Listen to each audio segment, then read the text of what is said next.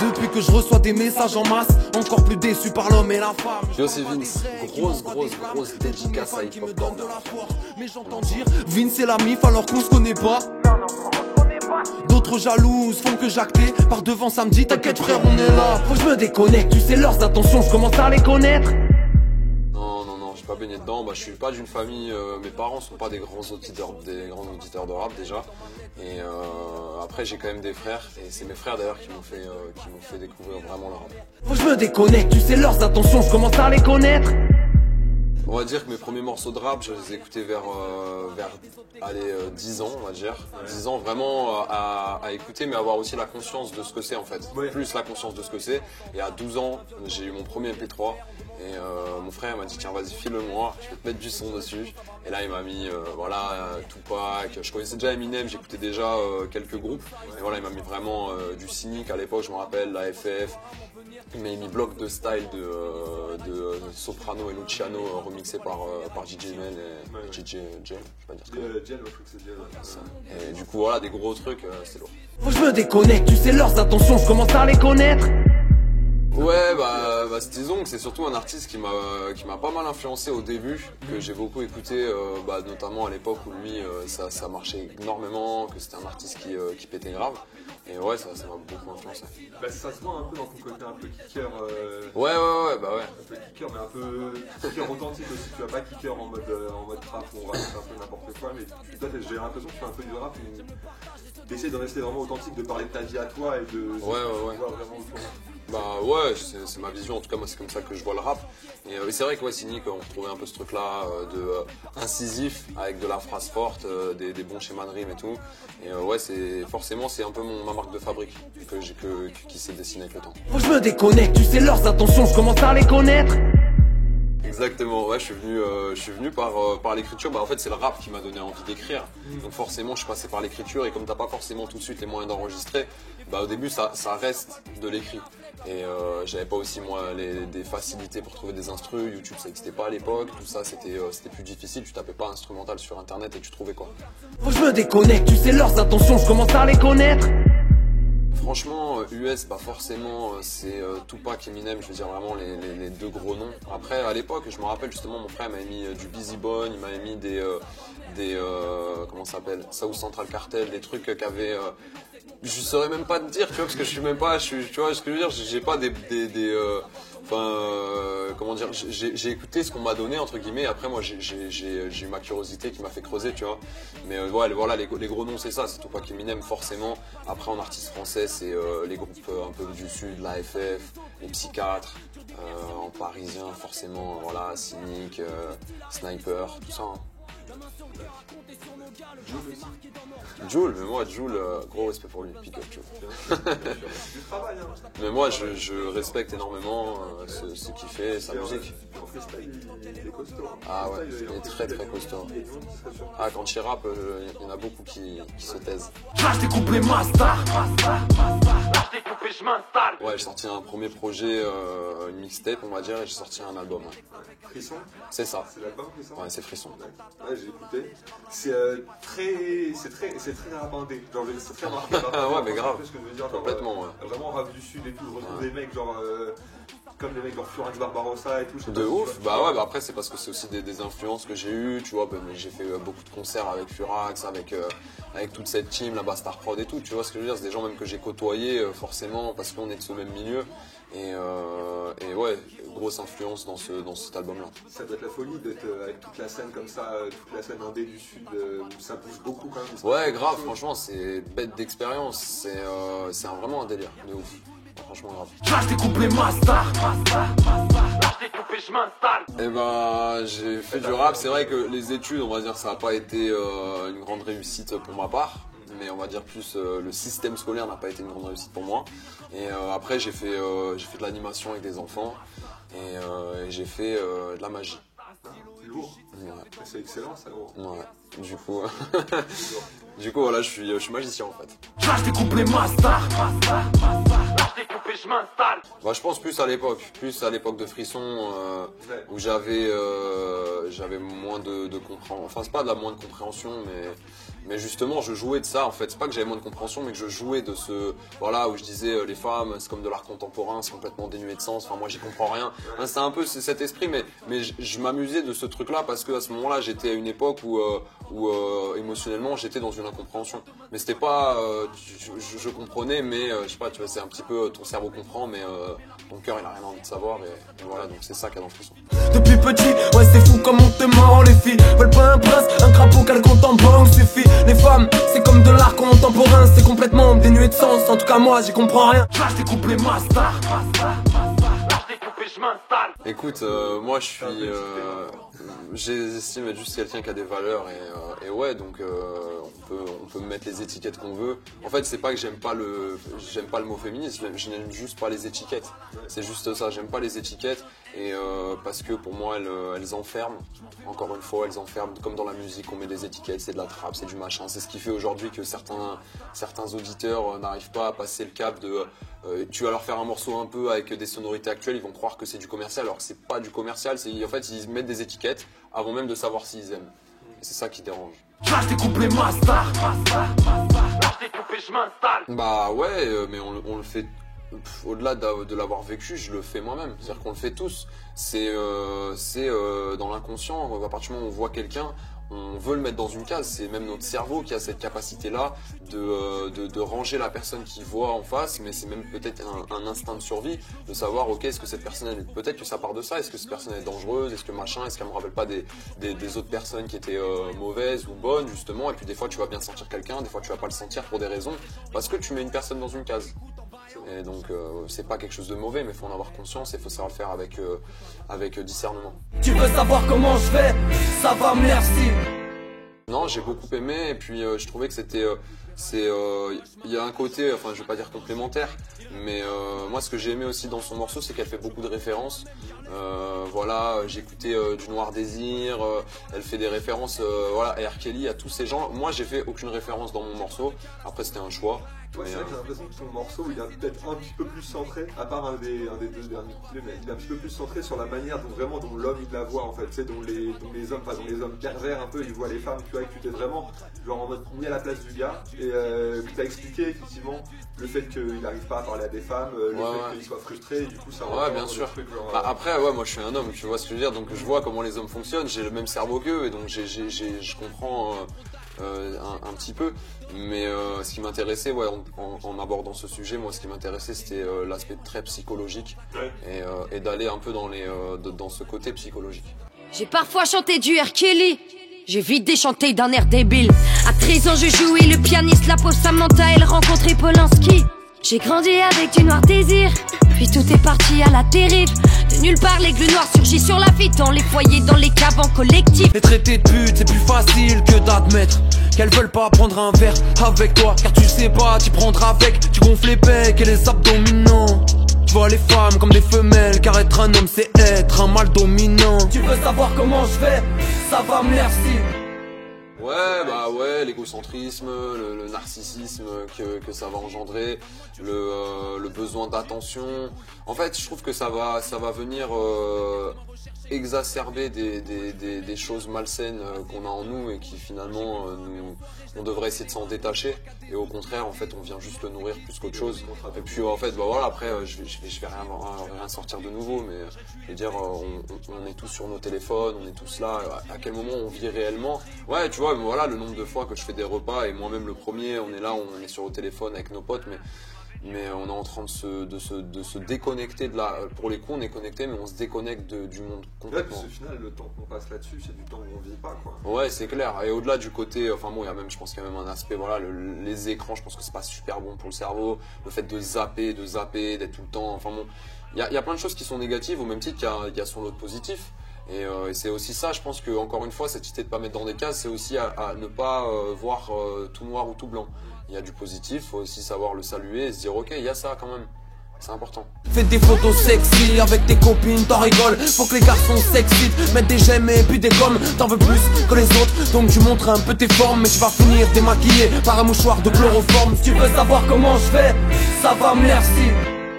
à l'époque plus, peut-être plus à l'époque, je bois pas d'alcool, tu vois, donc enfin j'en bois plus et ça fait quelques temps maintenant, donc tu vois je suis plus là-dedans. Effectivement c'était Coup de Frisson, la personne qui a écrit Frisson, en tout cas le moi à l'époque, n'est plus le même, puisque voilà il y a quand même du coup si t'enlèves l'alcool sur Frisson, ça enlève pas mal de phrases. C'est vrai. Et voilà, donc peut-être que c'est pour ça que j'ai besoin de me renouveler pendant 3 ans.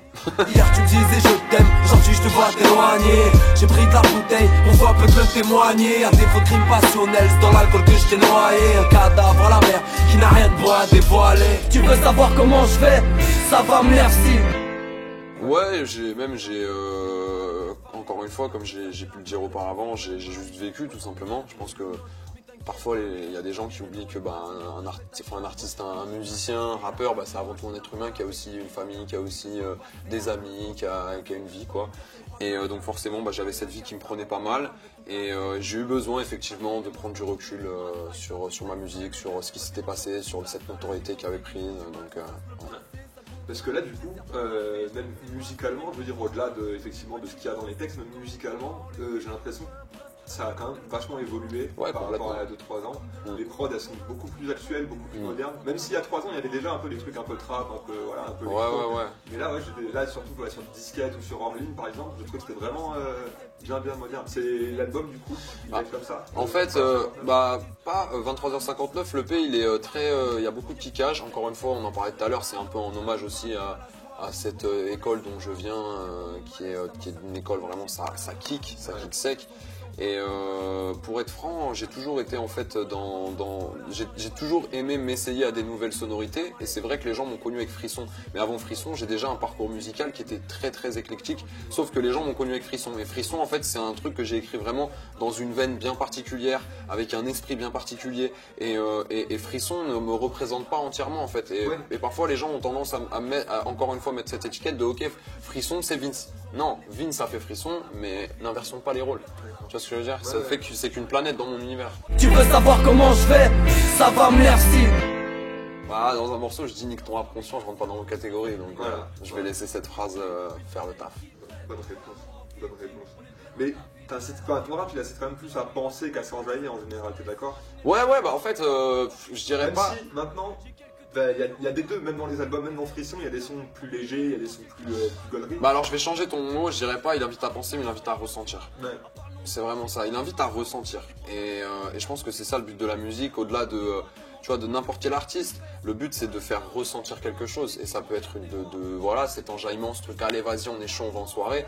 Moi c'est pas forcément le truc qui va le plus je kiffe ce truc là, c'est pas forcément un kiff, enfin je ne vais pas forcément le matérialiser en tant qu'artiste, mais moi mon but c'est de faire ressentir. Et mon talent je le distille, Montpellier c'est le district. C'est un peu un condensé de ce que j'ai fait cette année. On va retrouver les morceaux que j'ai fait avec Demolition, il y a La Haine, Adrénaline, Kremlin, Bête Noire. Et déjà il y a ces morceaux-là, puisque finalement c'est des morceaux aussi qui étaient exclusivement sur YouTube. On avait aussi envie que les gens puissent les écouter tout simplement, parce qu'il y a le public aussi qui dit on le veut. Donc aussi moi j'ai envie que les gens puissent l'écouter. Et donc ça va être un peu un condensé de ce qu'on a fait cette année, avec toujours ce truc de kickage. Il y a une sorte de progression malgré tout dans le projet, c'est avec des morceaux qui vont laisser encore une fois avec cette histoire d'un livre, tu vois, on sent qu'il va y avoir une suite. Voilà. Donc c'est pour préparer quelque chose de... Ouais, c'est pour préparer, c'est pour ça que le projet s'appelle 23h59 aussi. C'est juste avant minuit, voilà. Nouvelle journée. Exactement. Donc rendez-vous à minuit, à minuit 1. Et mon talent je le distille, Montpellier c'est le district. Franchement, pour 23h59, j'ai pas d'ambition si ce n'est qu'il soit écouté, d'avoir des bons retours. Moi, c'est ça qui m'importe le plus. C'est que déjà que les gens qui me soutiennent, ils kiffent et qui me disent vas-y, ça tue, tu nous régales. Déjà, je pense que c'est ça le premier objectif.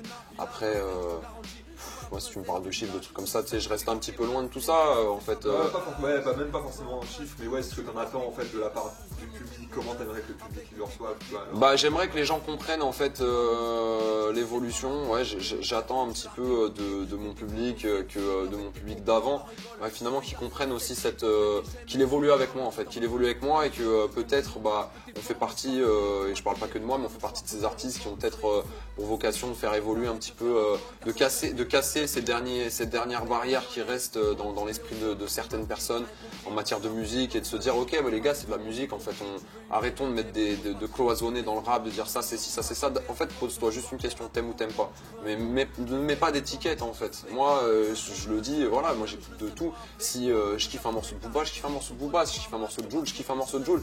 Et en fait la question, mon seul critère c'est j'aime ou j'aime pas, point. Ouais, c'est logique. J'ai vu qu'effectivement il y avait des mecs encore sous quelques vidéos, je crois que c'est sous Warning, où il y avait encore des tu fais du commercial ou je sais pas trop quoi, mais ça se passe. Bon déjà faut savoir ce que c'est le commercial, faut connaître la vraie définition, et si les gens la connaissaient vraiment ils sauraient que ce n'est pas du commercial, mais je comprends encore une fois pourquoi ils pensent ça, et c'est encore une fois parce qu'il y a des étiquettes qui sont mises, parce qu'ils ont des préjugés sur les sonorités. Ils se rendent même pas compte que ce morceau hors ligne est certainement bien plus profond que la plupart des morceaux de Frisson en fait. Donc, bon. Plaisir et honte se mélangent dans ses yeux. Elle est dans mes bras mais moi je me sens si seul. J'ai pris la feuille comme antidépresseur. La ramette j'en réduis vite l'épaisseur. Non, je compte plus les heures que j'ai passées à compter les heures. Et mon talent je le distille, Montpellier c'est le district. Franchement, j'écoute beaucoup, j'écoute un peu de tout. Honnêtement, j'écoute vraiment, j'essaie d'être assez ouvert. Je vais aller écouter forcément ce qui tourne, que ce soit, voilà, encore une fois, Jul, PNL, Damso. Je vais aller écouter les artistes, j'écoute toujours du Furax, je vais toujours écouter, tu vois, des artistes qui sont moins connus mais qui déchirent comme SWAT, des mecs comme ça, Lacraps, M2C, des gars de chez moi. En fait, j'essaie vraiment de voir un petit peu ce qui se fait, et puis après, je reste pas cantonné forcément. J'écoute du ricain, je peux même pas te sortir les noms tellement il y en a et tellement j'ai même pas besoin de les citer en fait, mais j'essaye d'être ouvert et puis pas d'écouter que du rap aussi, d'écouter vraiment de tout. Ouais, ah oui, t'as des influences aussi alors rap du coup, ouais. Ouais, j'essaye d'écouter chant plus. Ouais, j'essaye d'écouter des trucs plus chants, j'aime bien, franchement je vais pas te sortir des noms et tout, mais non parce que je les ai pas en fait, parce que je vais tellement mal les prononcer, mais non, mais j'aime bien les sonorités espagnoles. Et mon talent je le distille, Montpellier c'est le district. Gin de Com en fait c'est des poteaux, hein. C'est Tequila qui est derrière tout ça, du M2C, et le délire c'est tout simplement que déjà on s'est rencontrés à la base parce que je voulais faire un clip, et c'est très marrant parce que pour la petite histoire on s'est rencontrés, je connaissais déjà Tequila mais en tant qu'artiste, et puis j'appelle la boîte d'Île de Com machin, et au rendez-vous je vois Tequila, et tu sais j'étais surpris quoi, et donc en fait c'est devenu un poteau vraiment hors du rap, tu vois, on peut se faire des bouffes, tu vois ce que je veux dire avec ça, voilà, c'est vraiment des amis, et donc pour ce projet j'avais envie aussi de rester de revenir à cette source-là, de dire vas-y on fait ça en famille. Tu vois ce que je veux dire, j'ai ramené les deux feats qu'il y a sur le projet, c'est LK et Silver, c'est mes gars de fou, donc tu vois ce que je veux dire, c'est vraiment un projet aussi, il y a du cœur dedans. Et mon talent je le distille, Montpellier c'est le district. Bonne question. En fait, c'est pas que c'est pas possible, c'est que tu connais, c'est compliqué de ramener beaucoup d'artistes avec leurs emplois du temps, leurs machins. Je pense que c'est plus sur un plan logistique où ça peut être compliqué, mais après moi je sais que si à un moment il y a un projet qui se fait, je serai le premier à dire vas-y les gars, mais comme voilà, je salue d'ailleurs Monotov, un frérot du sud qui avait fait des gros morceaux comme ça, et c'est pas le seul d'ailleurs, Tequila il a fait des gros morceaux qui réunissaient des gens. Déjà sur un son c'est fat, sur un projet tu es très ambitieux. Et mon talent je le distille, Montpellier c'est le district. Écoute, ouais, là on est sur des trucs, l'idée c'est ça, c'est de toute façon c'est développer. Moi je kiffe la scène, je viens des open mic, de ce truc là de base, donc moi l'idée ouais, c'est de défendre le projet sur scène, donc rien de concret si ce n'est que là, Secret Festival, là au New Morning le 20 si je dis pas de bêtises, ouais le 20 là samedi, et après un concert le 27 janvier à Montpellier. Pour le moment c'est ces deux dates là, mais après il y en a d'autres qui vont tourner. C'est quoi les bails avec Capitale? Eh bah écoute... Ah oui c'est vrai que oui, parce qu'on est chez Universal, alors ouais du coup t'as fait signer du coup chez Capitale. Ouais je suis signé chez Capitale. Ça fait combien de temps? Eh bah ça fait 1 an. 1 an, Ouais, d'accord. ça Okay. fait 1 an. Donc carrément on développe, tu vois ce que je veux dire. Après on est toujours, on continue de faire ça en famille finalement. Mon manager c'est un poteau qui est lui-même dans le milieu. Donc on continue de faire ça et on a une force de frappe forcément qui est plus conséquente et ça fait plaisir. Ça se passe très bien. Pour toi qui viens un peu de l'indé quand même, qui a dû quand même pas mal galérer dans le sud, enregistrer tous les projets et tout, est-ce que c'est quand même appréciable d'avoir tout ça Bah grave, c'est appréciable et je pense que c'est d'autant plus appréciable quand t'as développé une autonomie. Parce que moi j'ai développé une autonomie même dans mon enregistrement, c'est moi qui m'enregistre. Enfin en tout cas j'ai beaucoup fonctionné comme ça, je mixe mes projets, je fais machin. Donc tu vois, j'ai besoin de faire un clip, j'appelle mon pote. Enfin c'est vraiment ce truc là. Donc d'arriver avec déjà cette autonomie, cette indépendance, et quand tu bosses avec des mecs comme ça, c'est de la vraie collab en fait. C'est vraiment vas-y on collabore ensemble et le but c'est de faire des choses bien. Tu vois ce que je veux dire? Ça tue. Bon nickel, moi je te souhaite très bonne chance. Merci beaucoup. À d'autres, je vais en enterrer pas mal avant que je fasse mon burn-out.